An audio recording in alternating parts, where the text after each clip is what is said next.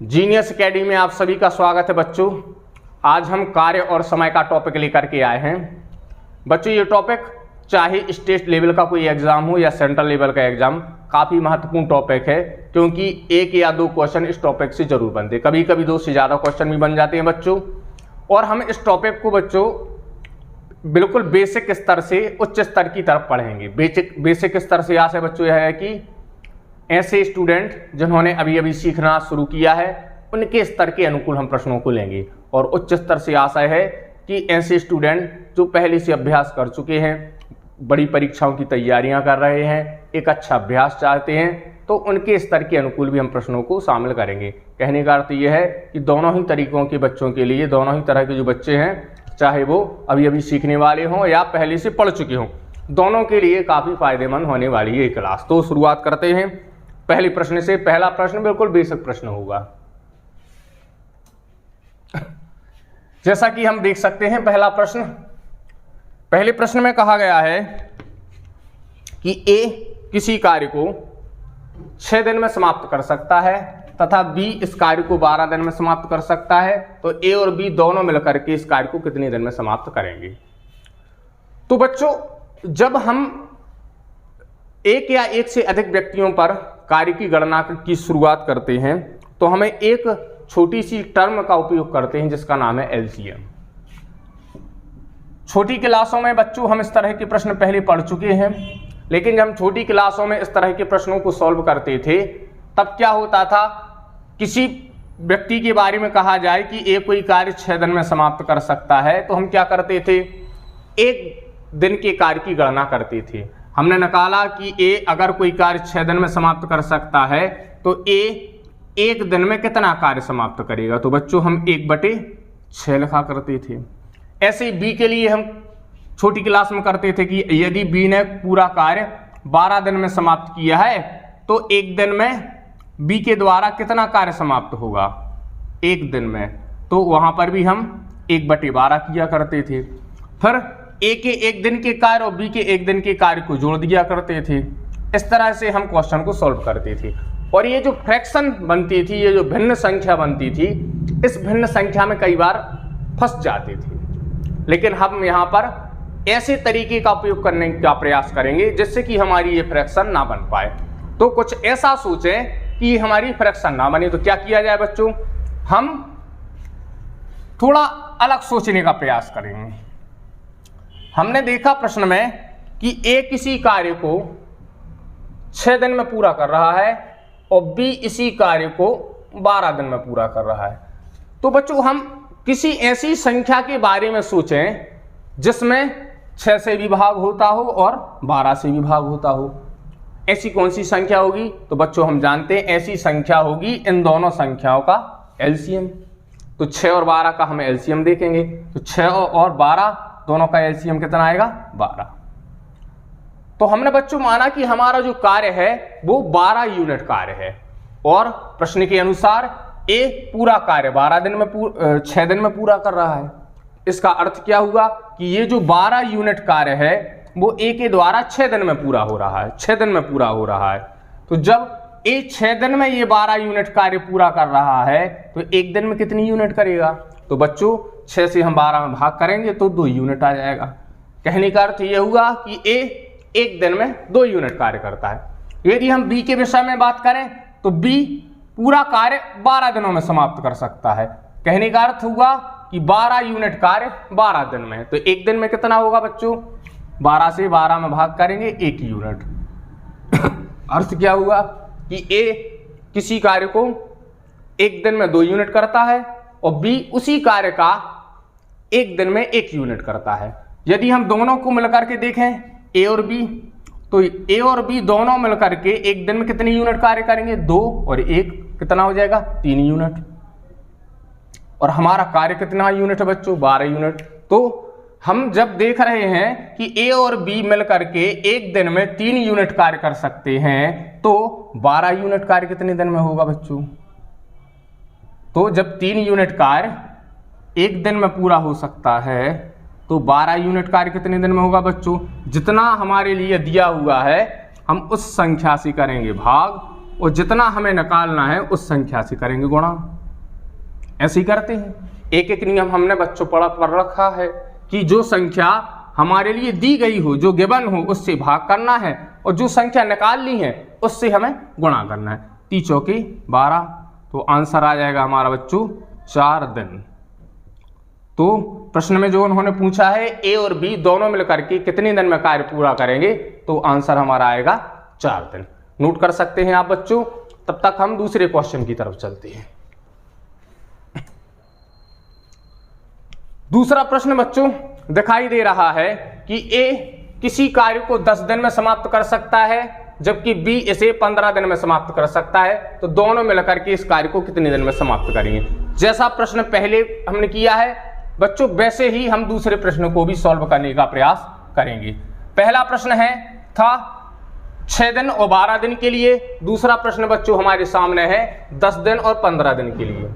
तो एक कोई कार्य यदि 10 दिन में पूरा कर सकता है, बी इसी कार्य को 15 दिन में समाप्त कर सकता है, तो बच्चों हमें ऐसी कोई संख्या सोचनी है, हमें ऐसी कोई संख्या को खोजना है जिसमें 10 से भी भाग होता हो और 15 से। कहने का अर्थ 10 और 15 का एलसीएम। और 10 और 15 का एलसीएम क्या आएगा बच्चों? 10 और 15 का एलसीएम आ जाएगा 30। 30 में बच्चों 10 से भी भाग हो सकता है और 30 में 15 से भी भाग हो सकता है। तो हमने माना कि हमारा कार्य 30 यूनिट है। पूरा जो कार्य है वो हमारा 30 यूनिट कार्य है और ए पूरा कार्य कर रहा है 10 दिन में। इसका अर्थ है ये 30 यूनिट कार्य ए के द्वारा 10 दिन में पूरा हो रहा है। यही 30 यूनिट कार्य बी के द्वारा 15 दिन में पूरा हो रहा है। और जब ए के द्वारा ये 30 यूनिट कार्य 10 दिन में पूरा हो रहा है, तो एक दिन में कितनी यूनिट होगा? 10 से 30 में भाग करेंगे तो 3 यूनिट। बी के द्वारा यदि यही 30 यूनिट कार्य 15 दिन में पूरा हो रहा है, तो एक दिन में कितना कार्य होगा बच्चों? 15 से 30 में भाग करेंगे 2 यूनिट। कहने का अर्थ ए एक दिन में 3 यूनिट कार्य करता है, बी एक दिन में 2 यूनिट कार्य करता है। हमसे पूछा क्या गया है? हमसे पूछा गया है कि दोनों मिलकर के इस कार्य को कितने दिन में समाप्त कर सकेंगे। तो हम देखते हैं कि दोनों मिलकर के यदि कार्य करें तो एक दिन में कितनी यूनिट कार्य करेंगे। हम देखते हैं ए 3 यूनिट, बी 2 यूनिट। तो दोनों यदि मिलकर के कार्य करेंगे तो एक दिन में कितनी यूनिट कार्य हो जाएगा बच्चों? 2 यूनिट। कहने का अर्थ 5 यूनिट। तो 5 यूनिट कार्य बच्चों ए और बी मिलकर के एक दिन में पूरा कर रहे हैं। तो हमें कितना कार्य कराना है? 30 यूनिट। तो 30 यूनिट कार्य कितने दिन में पूरा होगा? जैसा कि पिछले प्रश्न में मैंने बताया कि जितना हमारे लिए प्रश्न में दिया गया है उससे भाग करेंगे, जितना हमें निकालना है उससे गुणा करेंगे। तो हमें 5 यूनिट दिया गया था तो हम 5 से भाग कर देंगे। और हमें निकालना कितने यूनिट बच्चों? हमें 30 यूनिट निकालना है, तो हम 30 से गुणा कर देंगे।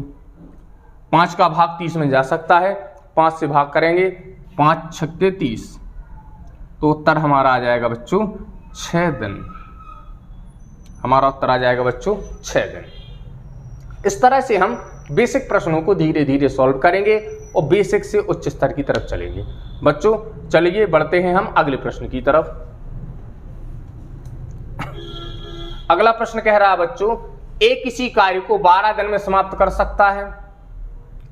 ए तथा बी मिलकर के इसे 8 दिन में समाप्त कर सकते हैं। तो बच्चों हमसे पूछा गया है कि बी अकेला इस कार्य को कितने दिन में समाप्त कर पाएगा। तो यहां पर बच्चों हम 2 चीजें देख रहे हैं कि ए अकेला किसी कार्य को कर रहा है 12 दिन में और ए और बी मिलकर के इसे कितने दिन में कर रहे हैं? 8 दिन में। देखते हैं बच्चों, पहले प्रश्न में ए और बी के अलग अलग कार्य करने की समय सीमा दी हुई थी। उन दोनों के बीच की इंडिविजुअल बात हो रही थी, लेकिन यहां पर ए और बी के दोनों का समय दिया हुआ है।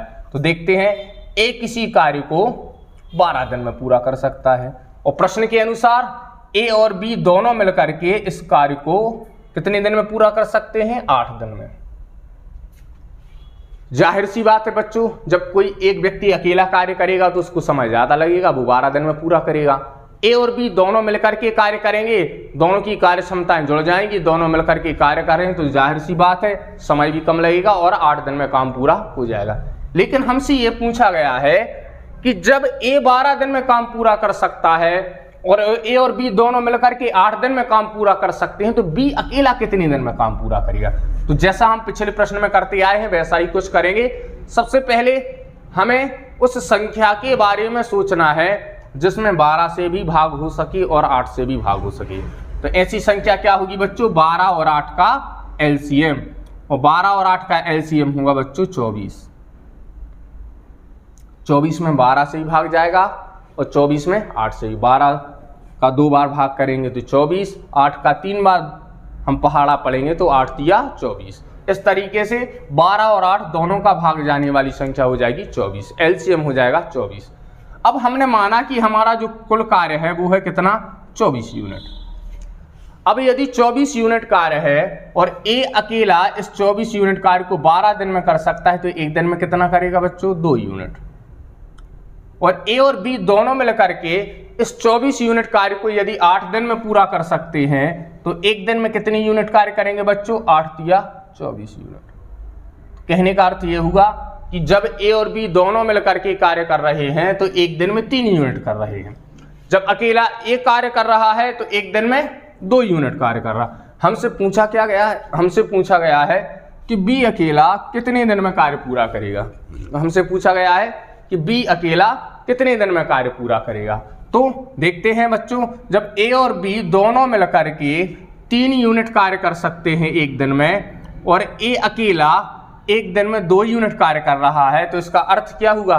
बी कितना कार्य कर रहा होगा? जब ए और बी दोनों मिलकर के 3 यूनिट और अकेला ए 2 यूनिट, तो निश्चित है कि बी एक दिन में 1 यूनिट कार्य कर रहा है। बी के द्वारा एक दिन में कितने यूनिट कार्य हो रहा है? 1 यूनिट। और जब बी के द्वारा 1 यूनिट कार्य एक दिन में किया जा रहा है, तो हमें पूरा कार्य हमारा कितना है? हमारा पूरा कार्य है 24 यूनिट। तो जब 1 यूनिट एक दिन में, तो 24 यूनिट कार्य कितने दिन में होगा बच्चों? तो 24 यूनिट कार्य हो जाएगा हमारा 24 दिन में। एक दिन में 1, तो 24 दिन में 24 यूनिट। तो इस तरह से हम प्रश्नों को एलसीएम की सहायता से आसानी से सॉल्व कर सकते हैं। अगले प्रश्न की तरफ बढ़ते हैं।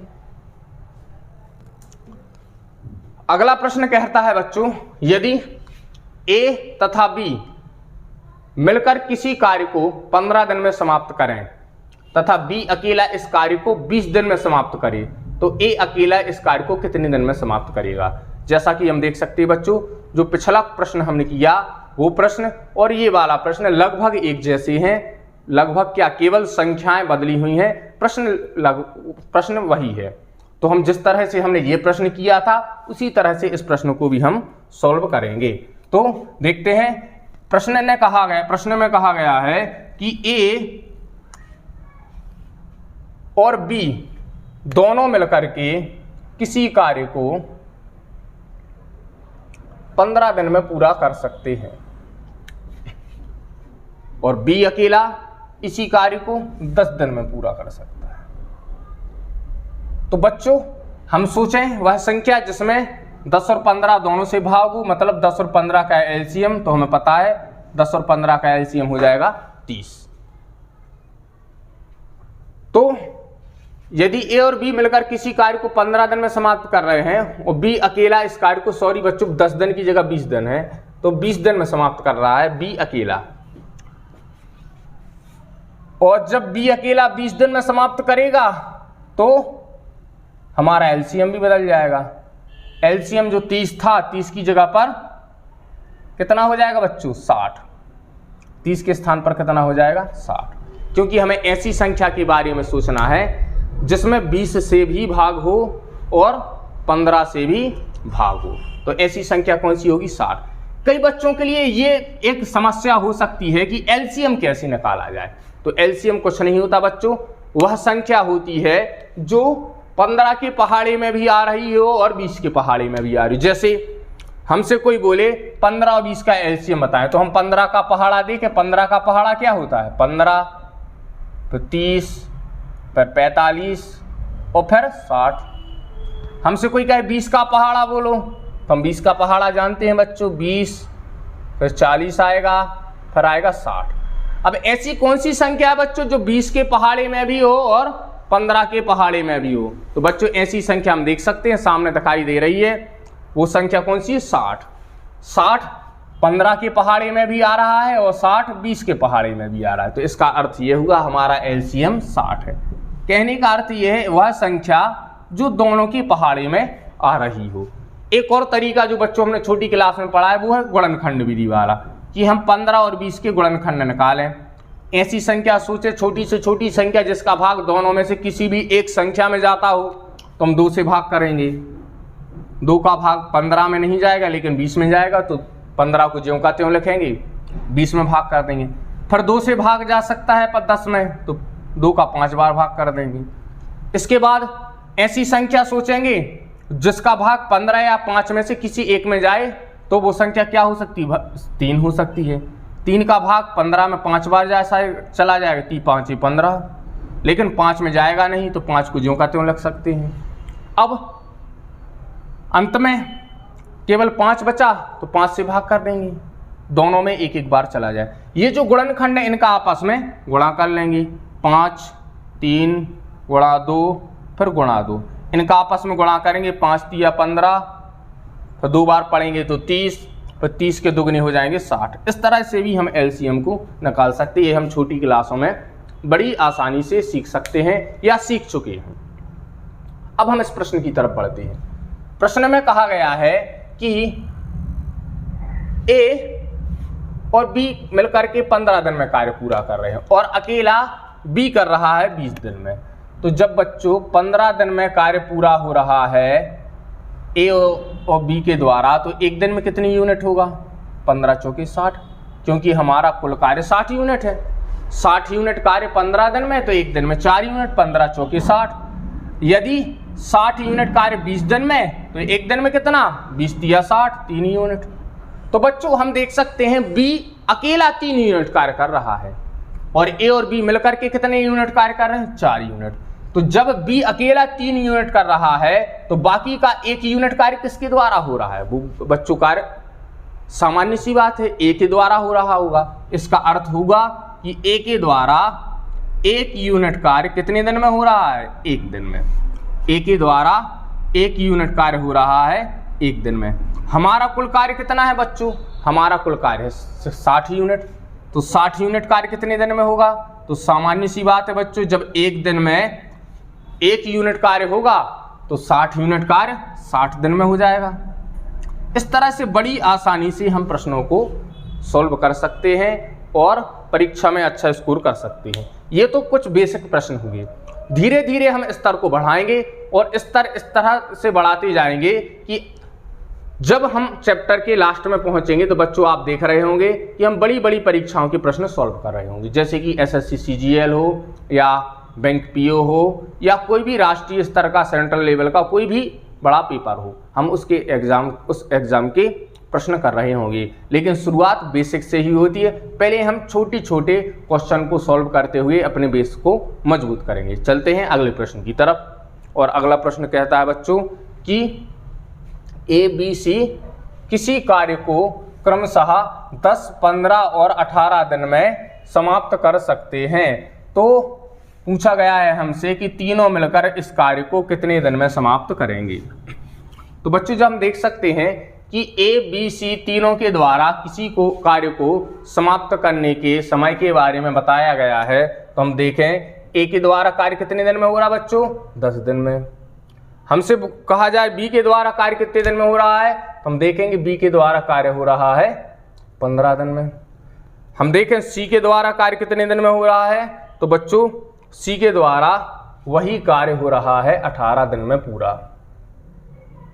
तो ए उस कार्य को कर रहा है 10 दिन में, बी कर रहा है 15 दिन में और सी कर रहा है 18 दिन में।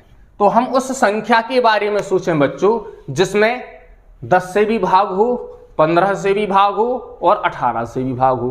तो उसके लिए हमें एलसीएम निकालना होगा। और ऐसी कौन सी संख्या होगी जिसमें 10, 15 और 18 तीनों संख्याओं का भाग जाए, तो वह संख्या क्या होगी बच्चों? हम जब एलसीएम निकालेंगे तो वह संख्या होगी बच्चों हमारी 90, मतलब 90। 90 वह संख्या है जिसमें 18 से भी भाग हो सकता है, 10 से भी भाग हो सकता है और 15 से भी भाग हो सकता है। तो सबसे पहले देखें, यदि ए किसी कार्य को 10 दिन में पूरा कर रहा है और हमारा कार्य है कितना 90 यूनिट, तो जब 90 यूनिट कार्य 10 दिन में तो एक दिन में 9 यूनिट। बी के द्वारा 90 यूनिट कार्य 15 दिन में तो एक दिन में कितना 15 चौके 60, 15 पौनी 75 और 15 छक्के 90, तो ये 6 यूनिट हो जाएगा, एक दिन में 6 यूनिट। ऐसी 18 का पहाड़ा पढ़ लीजिए आप कि यदि पूरा कार्य 18 दिन में हो रहा है, 90 यूनिट कार्य 18 दिन में हो रहा है, तो एक दिन में कितना 18 का पहाड़ा पढ़ेंगे, तो 18 का पहाड़ा पढ़ेंगे तो 18 से पढ़ेंगे 18 चौके 72 और 18 पंचे 90, तो ये कितने यूनिट हो जाएगा बच्चों 5 यूनिट। तो इस तरह से बड़ी आसानी से हमने देख लिया कि एक एक दिन का कार्य जो कितना किया जा रहा है अलग अलग व्यक्तियों के द्वारा।